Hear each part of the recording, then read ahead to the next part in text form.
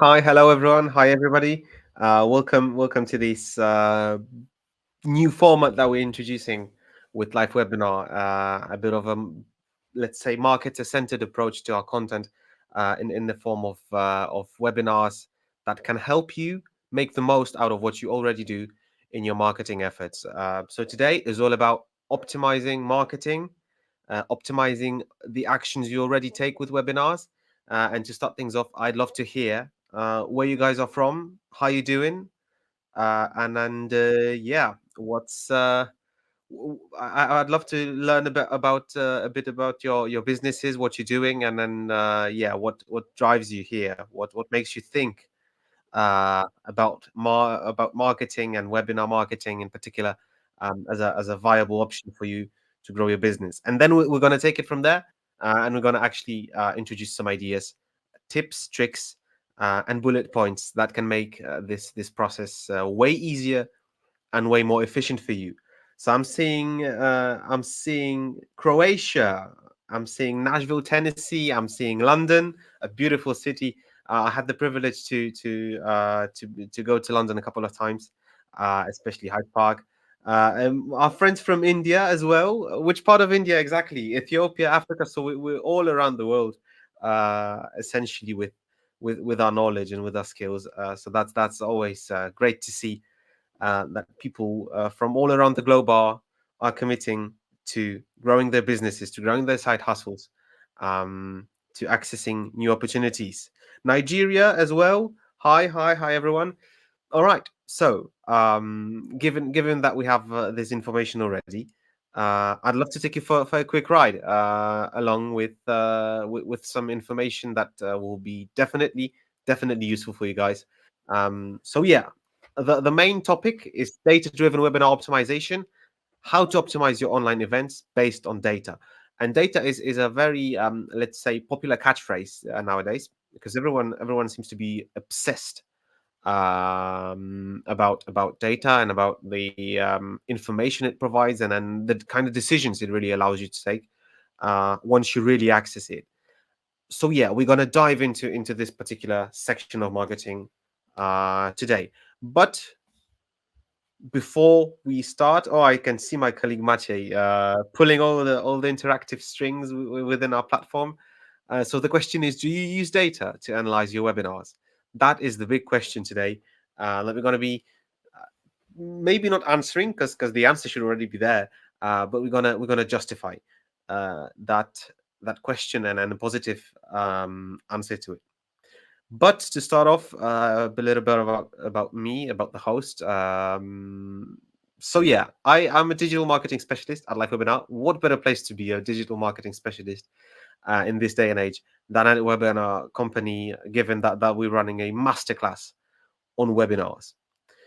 So yeah, that's essentially all the information you have to know. I've done webinars myself. I've been working here for over 2 years, so I know the ins and outs of this niche, of this industry, and I'll be happy to guide you along on this journey that we are taking today.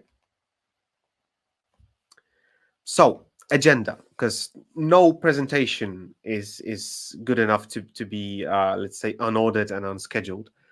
So first of all, we're going to talk about the types of data to collect, and then the importance of actually um, differentiating between them and then understanding what do they mean. Then we're going to go to key metrics, which is again a development, a build up on what will be introduced in the first point. Tools, so actionable information, something that you can take with you, and you can head right to the website and to the software comparisons and make a decision for yourself and introduce those tools into your business workflows. Then optimization, which is again another catchphrase that tends to be thrown around quite a lot, but it really is important when it comes to measuring data and actually taking decisions based on data, to have it all optimized and then smooth and then flawless in the first place. Real life example, because nothing would be representative without a real life example. Then we're going to have a freebie, which is something that is yeah, always welcome on those events, especially when you're doing them on a Wednesday afternoon where everyone's halfway through the week and they are yeah, quite tired already. And if you're not watching it on an afternoon, if it's morning for you, then I wouldn't say lucky you because you still got one more day of work to do before the weekend. But we're gonna make sure that it's the most productive one, the most productive remainder of the week, work week yet. And then at the end of the event, there's going to be a Q&A session to iron out all the questions, all the doubts, and all the afterthoughts that you might have once we're finished. So, to start off, there are three types of data to collect. And the first one is registration and attendance data. So, that includes total registrations, which is a figure that is represented and is usually the highest one of them all, really, because that's the first step in the webinar funnel. So that's the first, let's say, threshold that your that the people within the funnel have to cross, and the total registrations will usually be the biggest metric of them all. Now, they do not mean that people will necessarily attend this particular event. All this signifies is an intent. And you as a marketer would benefit greatly from that intent, because if a person won't necessarily join a webinar, that does not cross them out, or that shouldn't, in theory, cross them out from your mailing list, from your repository of contacts, from your CRM. It's a sign. It's a sign that they are interested, maybe not committed, maybe not let's say, they don't have their mind made up on the fact that they want to sacrifice an hour of the day for whatever you might be selling or promoting or running. But the intent is still there, and you should not give up on them, and instead target them with a marketing with an email marketing campaign, or label them appropriately in your email marketing software. That's still a sign of intent. It's just weaker. Then you've got total attendees, which is a number of people that actually show up, like you did today. And this is a very valuable information for us as well, because after the event, we'll have a look and we'll see, oh, this user showed up, so they must be all about webinars. So that's a business opportunity for us, to maybe better utilize your insights, your input, because we would see you as a hard user, just to reach out to an example that just in front of us today. And then attendance rate, which is a relative measure, which is a percentage of people that showed up. So it's total attendees divided by total registrations. That's the formula for this metric. And again, the higher the attendance rate, the better. Um, if your attendance rate is bad, if it's unsatisfactory, if it does not meet your expectations, there might be a couple of reasons for that. And the first reason, the most obvious one, would be that there's something wrong with your email reminders or your event reminders. And that's something I would take a look at if the attendance rate is not, yeah, is just worse than you expected. But obviously, there might be a plethora of different reasons. So, yeah, each case would have to be, um, let's say, decomposed individually. But just to give a brief idea of what might it be. Moving on forward, another type of metrics is engagement metrics, and that's something that usually happens a step ahead, or a step further down the line. Poll participation rate. So that's something that also comes in handy, and then enables you to qualify your event attendees based on how they engaged throughout the event, how they responded to the questions, were they active or were they just passive listeners. And again, average engagement time, which is a metric that follows in the footsteps of the previous one, and is directly binded to participation and engagement. Those are like the two phrases that are usually used in conjunction with each other. And yeah, average engagement time is just out of the entire event. So let's say our event lasts an hour. Uh, each user has a period of activity, a period of engagement, that they've been a part of the event for. And it's just all added up and then divided by the denominator of the total attendees in the room. And then you're going to have the average, the mathematical arithmetic average, which is a, a data that can be, a bit misleading if you do not interpret it appropriately. If you do appropriate, if you do interpret it appropriately, and you understand that there might be some, let's say, fringe cases, then the average will presumably do justice and would be a very fair basis for you to take any conclusions or assumptions based on. Finally, the third one, performance metrics, because at the end of the day, we're all here for profit. And you're doing webinars not because you love presenting, or maybe that's one of the cases as well. But I'm sure you wouldn't mind a couple additional dollars at the in the bottom line at the end of the month. So conversion rate, which please do not be mistaken by sale rate or purchase rate.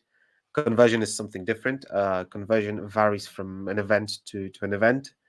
You might have a different aim in mind when you're setting up a top of the funnel webinar, and you might have a very different aim in mind, a very different goal in mind when you are setting a bottom of the funnel webinar, which with a bit more transactional, let's say, direction. Um, so yeah, conversion rate is a rate of success. Is a direct measure of the attendees pulling the trigger on the action you wanted them to do before setting up the event. Let's say a strategic aim at this point. But it's also important to have total revenue generated in mind, which again circles back to the idea that I introduced just a moment ago, with people running webinars mainly for side hustle or business purposes. So again, that's another type of information that you have to be aware of when running webinars. So the question you might ask, and it will be totally natural for you to ask, how many indicators need to be measured? And the answer is quite tricky, because ideally you'd say as much as there is, really. There's no such thing as over measuring. Well, it turns out there is such a thing, and there is such a thing as analysis paralysis. And trust me, it's the last thing you'd want to experience while playing around with data. Because we are marketers ourselves. I'm a marketer myself, and I oftentimes find myself being too committed to trying to understand every single metric and what does it mean, and then finding correlations between them. But at the end of the day, not all of them have to be measured to an equal extent. And that's a very funny meme that actually my colleague from desk right next to me um, showed me today, which is all about this, yeah, this over tracking, this idea of people just uh, trying to know everything, but at the end of the day, yeah, not much information is synthesized, which is the most important bit of all analytics. So instead, we propose a couple of metrics that are bulletproof, and that will be always a viable and a tactful reference to what has to be measured. So yeah, attendance rate, that's the first one. Obviously, you have to know the effects of your efforts. You have to know the effectivity. You have to know at which point in the funnel is there a problem, because there will be problems in your funnels. It's a part of the game, really. And even in our funnels, we find ourselves uh, Sherlocking through them, and we still find some flaws or some errors or some scenarios we haven't thought of in the first place. So you have to be aware of the attendance rate uh, at the event itself, yeah, from the registered attendees to the event itself. And as I said, the faulty attendance rate might have to do, and usually has to do, something with email campaigns, be it the frequency of emails sent out, be it the copy, be it the deliverability, which is also a very important thing. Because if you are signing people up to your form, to your webinar form, most of the work is already done. So they are positive towards the notion of spending time with you. The question is, how far can you push them, and how committed can you make them long term, so that they decide that they want to attend an event on Monday, and they stay with that feeling all throughout the week or all throughout, I don't know, next 4 or 5 days, and they actually show up with the same enthusiasm. It's totally up to you how you want to tackle it. But again, you have to be building up. You have to be building up the excitement at all times, and then keeping it at a steady level will not do justice. Really, will not be sufficient. So attendance rate. That's one way you could play with the attendance rate. Average attendance duration is another metric that is, yeah, fundamentally a necessity to measure. And again, that just circles back to what I said before about the engagement. Again, attendance and engagement, two very important phrases for you guys to remember. So again, average attendance duration and information on how engaged they were. So, for example, if 70% of your attendees dropped out at fifth minute of your event, there might be something with you having said something wrong at the fifth minute. And if it's so linear and similar, then you'd have to work on your pitch and your way of presenting things. Average rating speaks for itself, really. I mean, if you provide the attendees with what they wanted in the first place, then I'm sure they're going to leave a positive message. So again, you can directly influence the average rating by providing freebies, by making sure that they leave the event satisfied and not feeling like they've been just sold on. Another thing, conversions rate, which just sums up the entirety of what I said. And then again, it's very closely binded with the attendance rate. So it's an extension of the attendance rate, because attendance rate will be measured from a registration form to the event, whereas conversions rate, it's a thing that you would measure from a paid ad campaign to a landing page, and then from the landing page to the registration form, and then from the registration form to the event, and then from the event to the sales page, and then from the sales page to the exact Stripe checkout page of the asset or the product that you are selling. So conversions rate is, at the end of the day, just a bird's eye view of your marketing funnel, of your marketing efforts in that particular campaign. uh, and again, I don't want to be overly specific, because you cannot be really specific when it comes to such a overall or vague metric. Each case differs, and if your conversion rate drops significantly from one stage of the funnel to another, then you have to focus on patching those gaps and making sure that it's all flawless. And then at the end of the day, as a consequence of everything I just said uh, earlier today, total revenue generated as the ultimate metric, I think it does justice. To sum it up like that, would do justice to total revenue generated. Because at the end of the day, as I said, we're not here for charity. And if we're running webinars, then it's to support our side hustles. It's to support our businesses. It's to support our 9 to 5. It's to support our yeah. It's to be breadwinners. So, not to not be vague, and then to have a mainstay in data. I'd love to share this example with you guys, which is all about hard data. So, an example event would have 1,000 of total registrations, which makes you think there was a significant traffic directed at a landing page, because that's a big event, really. And if you manage to get 1,000 registrations, then you must have got a multiplication of that in the pipeline flowing to that landing page. Total attendees 750, which is a very high attendance rate, because people tend to miss out on those email reminders. So I'm assuming in this particular case there was some extra channels used, not only email marketing, but also social media posts, um, utilized as well. And then you have an average attendance duration of 45 minutes, which is a good one, really. If we suppose that an event lasted an hour, of that's 60 minutes, then 75% of attendance duration is a very good result, and you rarely manage to keep people hanging on to your event if it lasts an hour. Um, so yeah, then you've got poll participation rate, which is a very let's say informative measure, because it allows you to differentiate between passive consumers and active ones. And if it's at a 60%, then you're doing quite well with the questions you're asking on your webinars. Let me just have a sip. So yeah, another set of information, just to fill in those gaps that were introduced when talking in theory.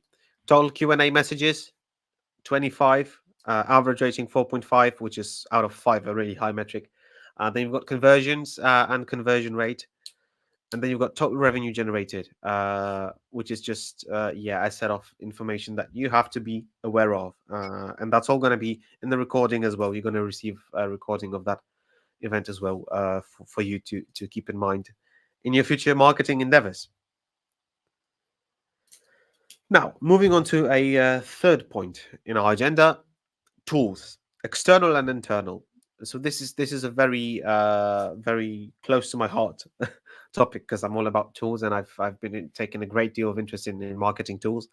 And you've got SurveyMonkey, which works complementarily with our software, and it's just another feedback tool with a great user experience twist, and which I highly recommend for you guys to use. Then you've got Mailchimp, which is just a native email marketing tool, and it allows you to have a fully fledged database of your attendees, of your users, of your subscribers. We integrate natively with Mailchimp as well, so you get to make the most out of this integration when it comes to automatic invite sending, etc., etc. Another tool that I've been just astonished by is Clarity by Microsoft, and that's if you know Hotjar, it's very similar to Hotjar, with one big exception: it's absolutely totally free. You do not have to pay a single dime in order to access the same functionalities as Hotjar, but with Microsoft. Obviously, you might have concerns about data and AI training, and that's natural. But if it's free, you're the product. So Clarity is free, and if you can digest and stomach the fact that a big corporation is measuring everything for you, which you probably already do with Google, then it's going to be fine. And then, as I mentioned it before, Google Analytics 4, another wonderful tool to draw insights, to set up tags, to just measure activity altogether. So I think if you're utilizing those 4 tools, you are very safe when it comes to not letting any information slip out of the funnel, and you are r- well equipped to be measuring everything that is important in an event.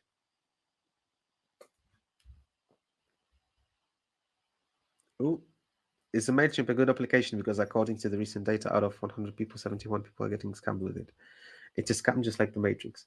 Well, yes and no. I mean, you I don't think you could blame a software provider for misuse of it. Obviously, people who are scamming others using Mailchimp are violating the rules, and they should be punished accordingly. But I don't think Intuit, which is the owner of Mailchimp, should be let's say labeled as a scamming platform, because at the end of the day, you could get another service and scam people using another service, and it being Mailchimp, for you as an end user, that should not impact you in the least, really, what other people's are using with the tool. If you're going to be sending out emails, that's not going to impact you. at all, really. So it's MailChimp's internal business, and people who are getting scammed, they should be the ones raising concerns. So that's just my opinion. Yeah. Um, so yeah, and then you've got internal tools, which is source tracking, and it's a wonderful feature that we've introduced just recently, but it works in a similar way as Google Analytics enables you to set up custom URLs, which is a fantastic feature for you to label each and every channel that you're using to push out the message using using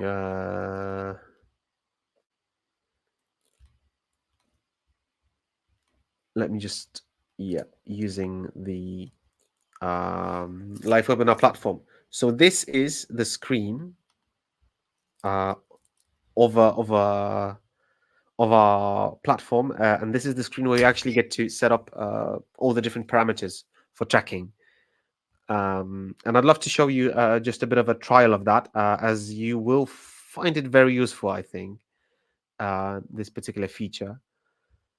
All you have to do is create a new source and link to this event, give it a name, click update, and then you're going to have a generated link that can be shareable all across your social media, all across your Telegram groups, all across your mailing lists.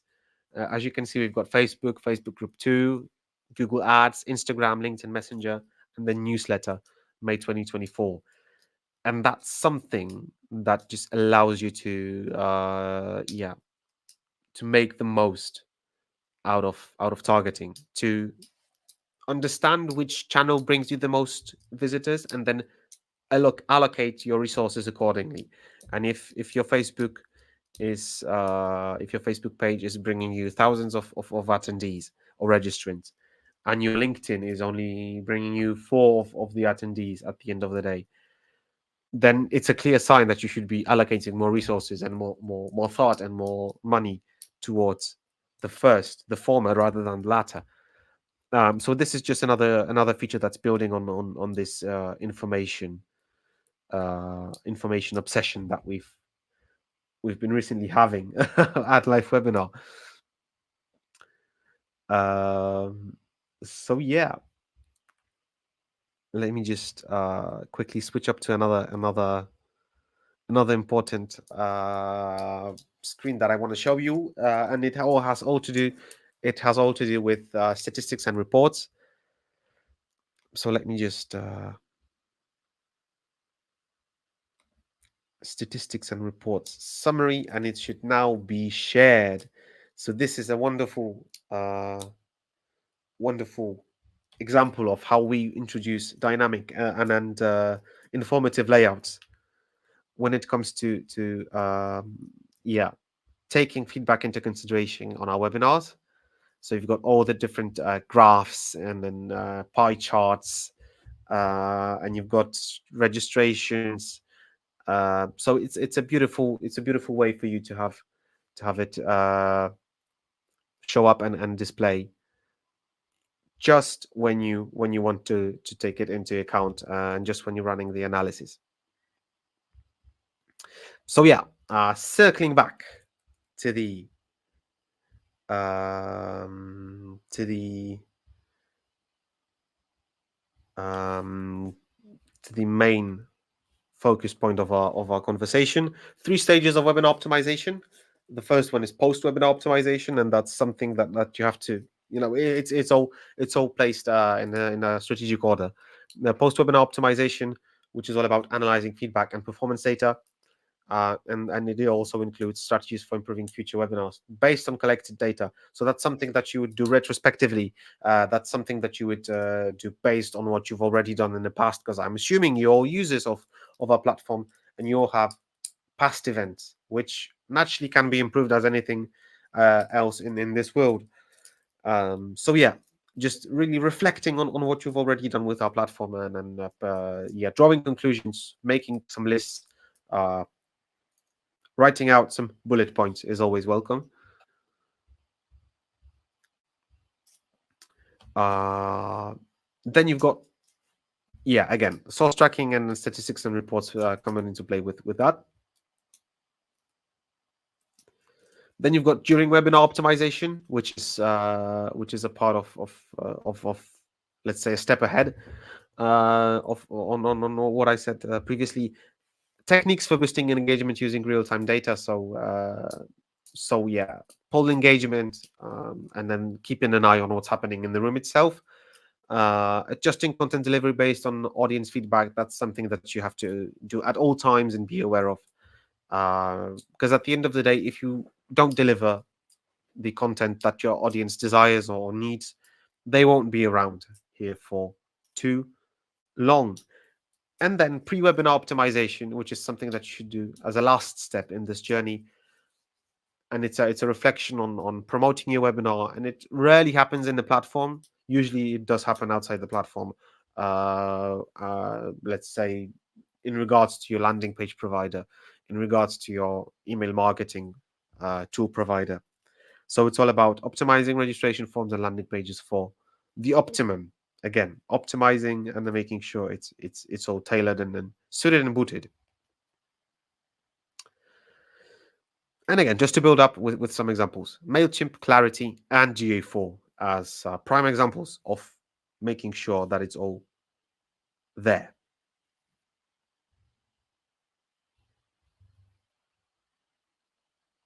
Something happened. My bad.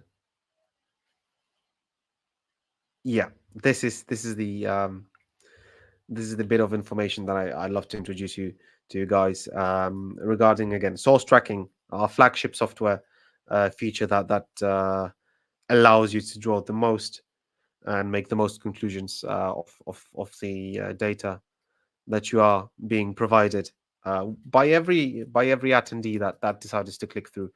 So again, visits through email campaigns, 250 registrations through email campaigns, and that just all boils down to the conversions. So the conversion rate is 25, is 50 divided by 25, and that's times 2. So again, 50% visits through Facebook campaigns, a much less effective option because the conversion rate is only 2.5%. So again, relatively, you'd be much safer going for email marketing rather than Facebook campaigns in this particular scenario. And this information could be drawn solely based on the source tracking feature. So yeah, I had a little bit of a spoiler beforehand, but there's a special gift for you guys. And it's all about giving the new users, or the ones that don't have an account set up with us, a premium account, which is worth approximately $62. So not a cheap thing. And for our existing users, we'd love to share with you guys an access to the source tracking add-on feature. Some discussions on the chat. So yeah, source tracking feature for our existing users. If you do have an account purchased with us, then be sure to share your certificate on LinkedIn.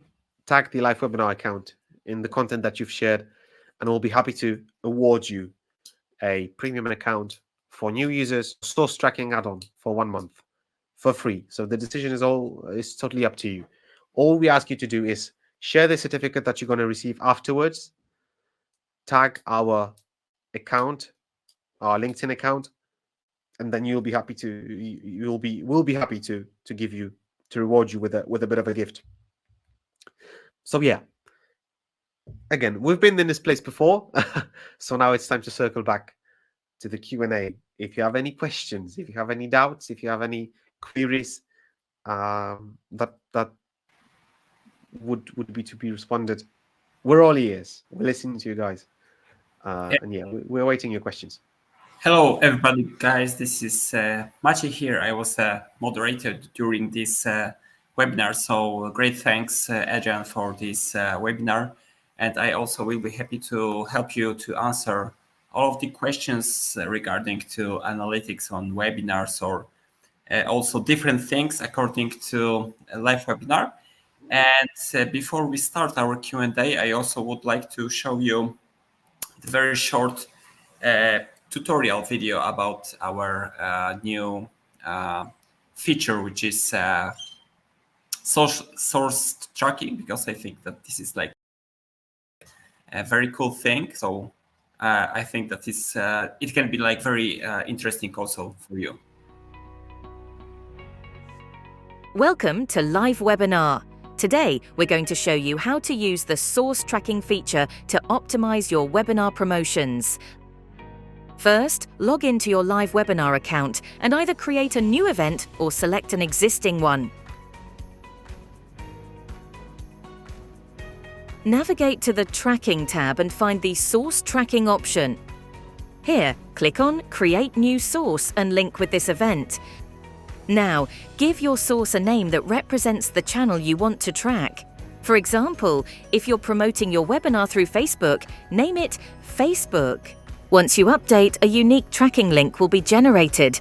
Use this link for all your promotions on the named channel to accurately track the effectiveness of each source.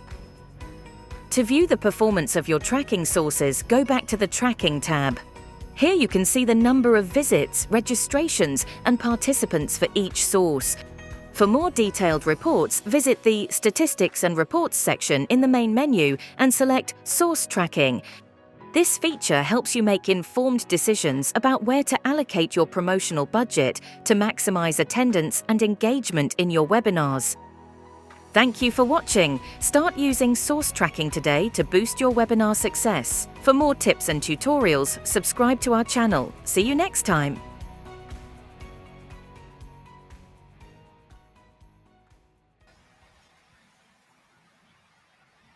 Okay, so that was our short how to end promo video about source tracking. I think that this is like very powerful feature. So I strongly recommend to just try it out. And I think that our small competition, like with this gift that Andrea mentioned, that it's a very good opportunity to just try it for free. No risk for everybody. I see that there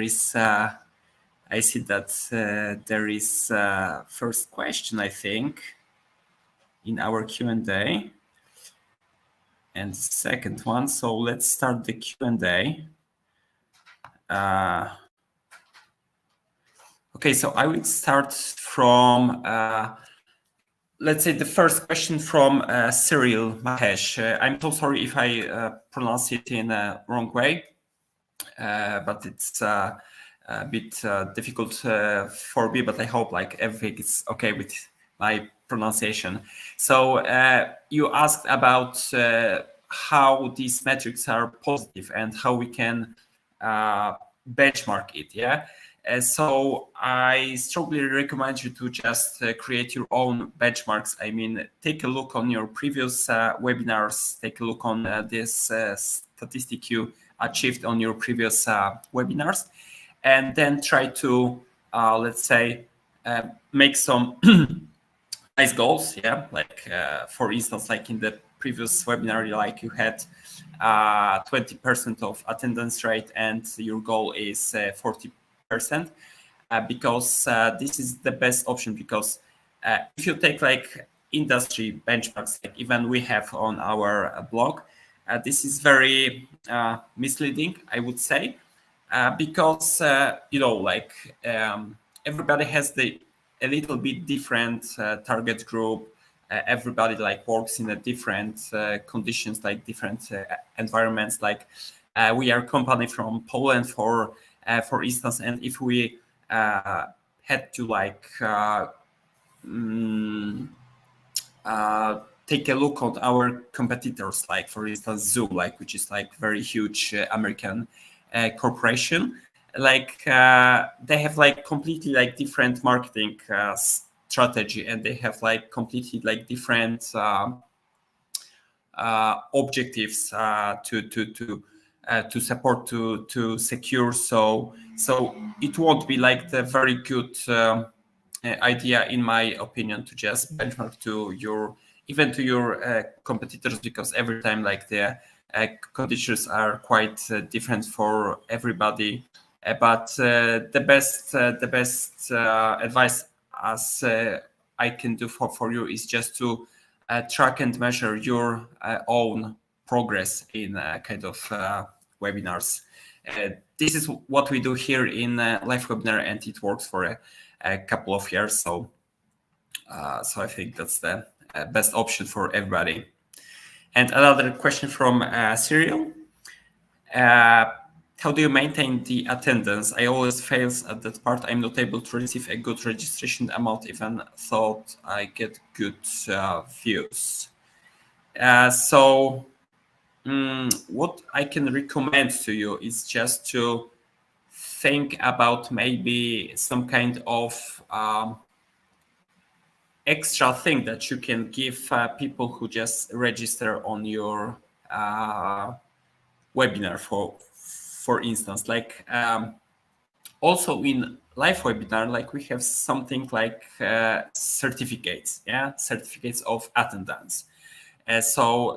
For many people, this is like the very good motivation to just register for live webinars and then come to visit, just to be participants because of certificate of attendance. Like also you, after this webinar, you all of you, like you will get the certificate of attendance, and this is something like you could just show to your customers or show to your, let's say, boss, that hey, like I've just accomplished this kind of webinar about analytics in digital marketing.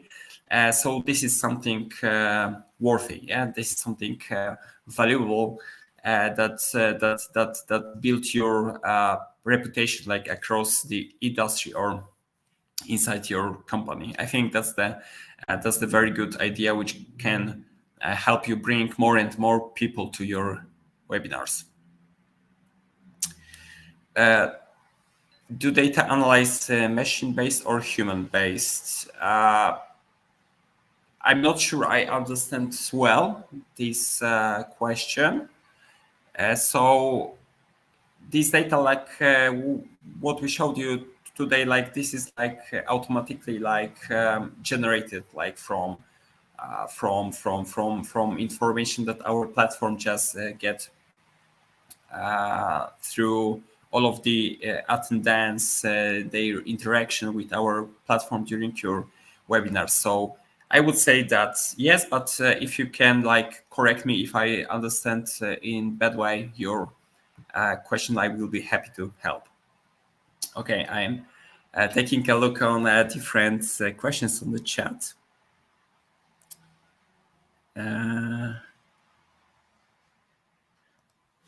I see that there's a question from Randall. How accurate do you find the Facebook lookalike audience tool, specifically for finding people in a group such as seniors age 60 to 65?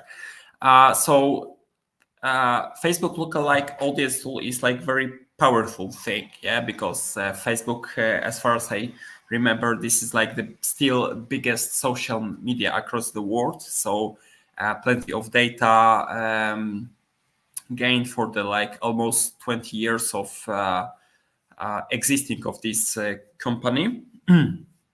Configured in proper way, it could give you very great results. But also we have to take into consideration that currently on Facebook there is a lot of fake accounts, like bots, like the same stories in x.com, on LinkedIn, etc. But as far as I know and read recently, that on Facebook that you have like plenty of fake accounts.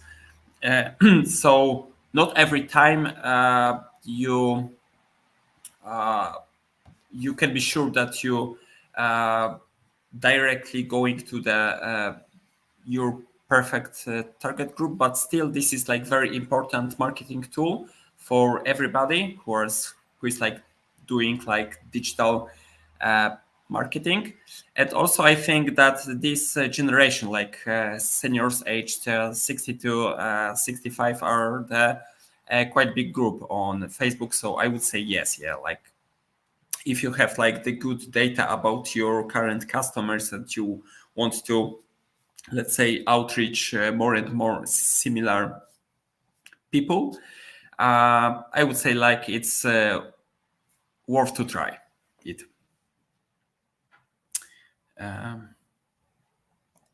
Another question from Alejandro. Do you have trusted resource to keep improving the KPIs once we have them? So I strongly believe in, let's say, agile method of improving anything in your company, in your marketing actions. So just the first step is just to have previous data, like from your past, try to understand it, try to think what can be better, just to set a goal. Like, as I said in this example, like you'd like to increase the total registration from 100 to 200.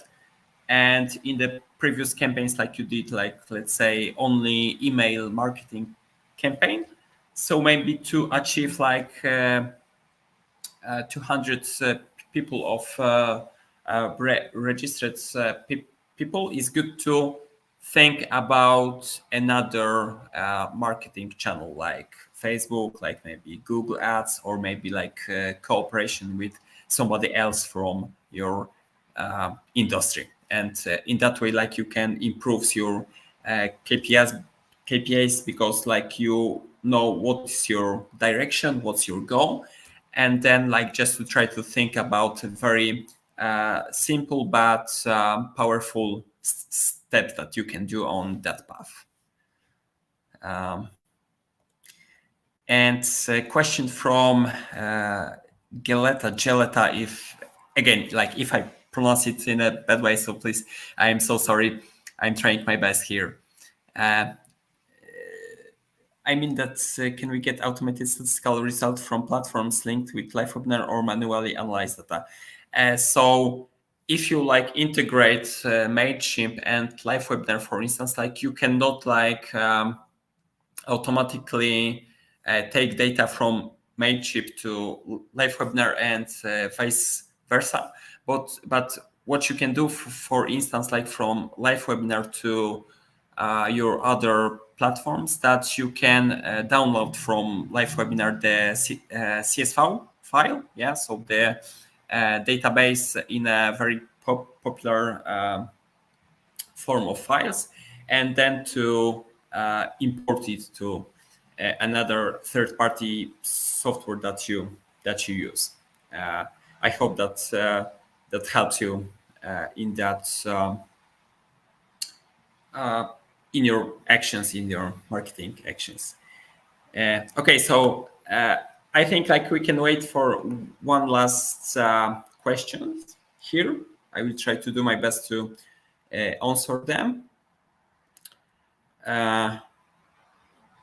Yeah, and let us know also, because after this webinar, like you will get the feedback window, then you can put just your feedback. Let us know what do you think about this presentation, maybe about topics you want to hear another time. So there is a very strong sun right now. Okay, I see, guys, that there is no more questions. So thanks a lot for your time today. It was a pleasure. I think Adrian is still with us, so maybe he'll show for a minute because he did a great job today. It was a pleasure to listen to him and also like talk with you guys on the chat. Didn't want to interfere with you, Maciek, on your way out, really. But yeah, it's been a pleasure, guys. It's been an absolute pleasure to have a bit of a let's say showcase of the information that our platform provides. and we sincerely hope that there was a lot of value coming your way, and that you're going to put it to good use. So yeah, all the best, guys, and once again, thank you for your attention today. Yeah, thanks a lot. Yeah, bye bye. See you.